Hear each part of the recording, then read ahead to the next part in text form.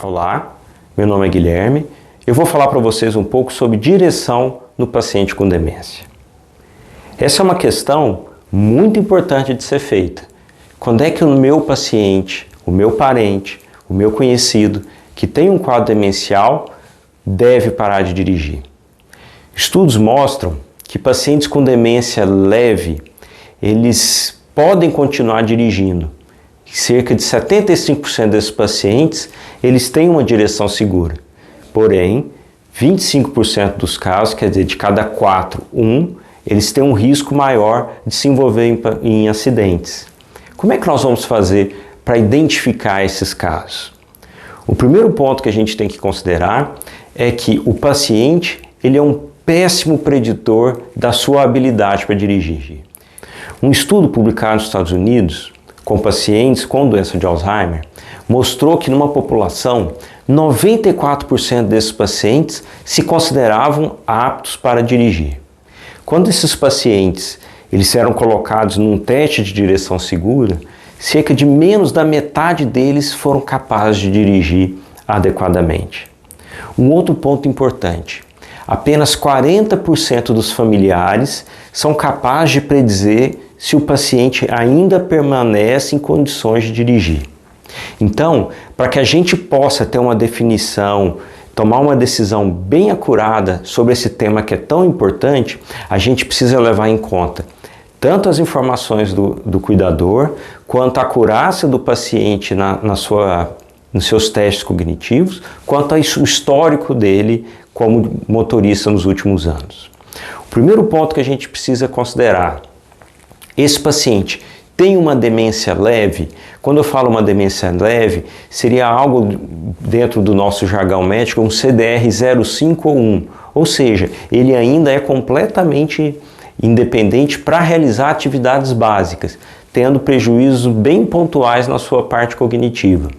Se o paciente ele já apresenta uma demência moderada, ele não pode mais dirigir. Bom, considerando então um paciente que tem uma demência leve, como é que é o histórico dele como motorista? São sinais de alarme, por exemplo, se envolver no acidente nos últimos 3 anos. Tem um estudo americano que mostra que os pacientes que se envolveram em acidentes nos últimos 3 anos, eles têm um risco dobrado de se envolver em acidentes no futuro. Outro ponto: mesmo que não tenha se envolvido em acidentes, como é que está o aspecto do carro? Tem muitos arranhões, amassadinhos? Isso é um sinal de alerta para risco de acidentes.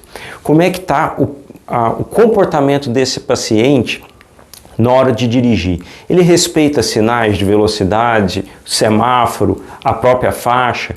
Muitas vezes os pacientes tendem a dirigir mais para o meio da rua, até mesmo uma velocidade muito abaixo do normal. Isso tudo é sinal de que esse paciente já não tem mais condições de dirigir. Um outro ponto: a avaliação cognitiva. Infelizmente, a gente não tem um parâmetro cognitivo claro para determinar se esse paciente tem ou não condições de dirigir. O que os estudos apontam, e tem um estudo publicado ano passado num grupo de São Paulo, que normalmente testes de função executiva, eles utilizaram um teste chamado Stroop, eles são mais acurados para mostrar se esse paciente tem ou não capacidade de dirigir. Então, muitas vezes no consultório, se a gente tem dúvidas se esse paciente é ou não capaz de continuar dirigindo, talvez valha a pena fazer uma avaliação neuropsicológica para ver como é que está a função executiva desse paciente. Paciente que tem déficit de atenção, dificuldade de tomar decisões, alentecimento cognitivo, já é hora de parar de dirigir.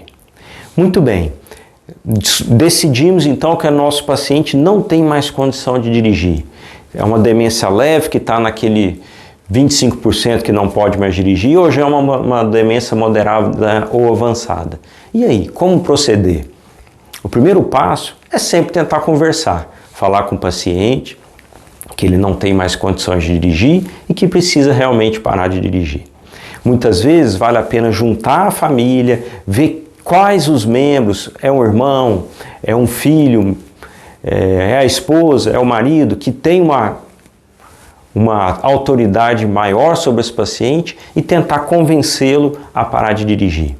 Muitas vezes pacientes mais agressivos, mais impulsivos, que são justamente pacientes que estão em risco maior de sofrer um acidente, eles não vão aceitar uma obrigatoriedade de parar de dirigir.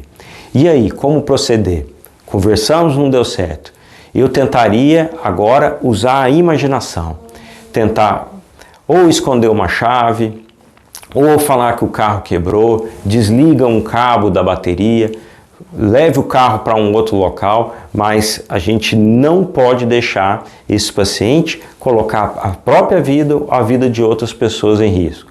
De fato, esse é um tema importante, que muitas vezes nós não sabemos como agir e muitas vezes a gente precisa dessa troca de experiências para tomar a melhor decisão. Caso você esteja passando ou já passou por uma situação parecida, deixe nos comentários quais foram as soluções que vocês encontraram. Espero que vocês tenham gostado, lembre-se de se inscrever aqui no canal e até a próxima.